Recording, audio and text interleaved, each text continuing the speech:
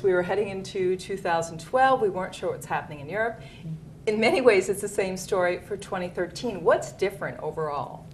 I think one of the big differences is the ECB's announcement in the summertime that it would buy Spanish and Italian bonds in the secondary market has reduced a lot of the tail risk in the medium term. You know, there are some serious concerns at the end of last year about Italy in particular and the refinancing requirements at the beginning of this year and whether or not they would be able to meet them. But now with the ECB in the background, you know, we can be fairly certain that those countries are going to be able to finance themselves for at least the next few years. At the same time, you have three different scenarios. What if, right? Yes. What happens? So run through those three scenarios for me, if you will, and tell me how an investor responds. Okay.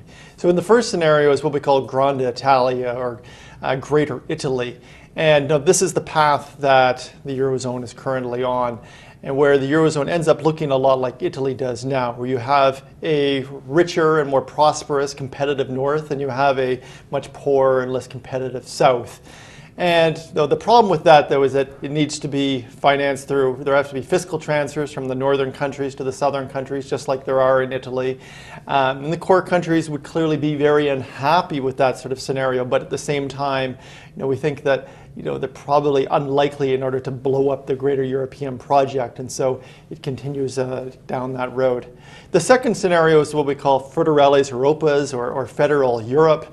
And this is the road that Germany has been trying to kick the Eurozone on for some time now with not so much success. And this is where the periphery countries push through a lot of really tough fiscal and structural reforms in order to improve their competitiveness and improve their growth prospects over the long run.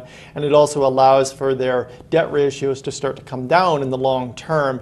And so eventually the Eurozone looks a little bit more like the United States does now, with rather low debt at the country level, but maybe a much more higher debt at the sovereign level.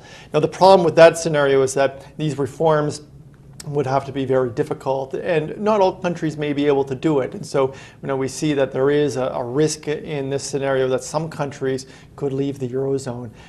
Greece and Cyprus, I think, are the most obvious candidates here. The final scenario is a Eurozone breakup scenario, and we don't see this as a tail risk scenario. This is something, it is the least probable scenario, but it does have some material risk attached to it. And this could happen over a sort of a 3 to 5 year period, where either a weak country or a stronger country leaving the Eurozone eventually undermined the politics and the institutions that are holding it together.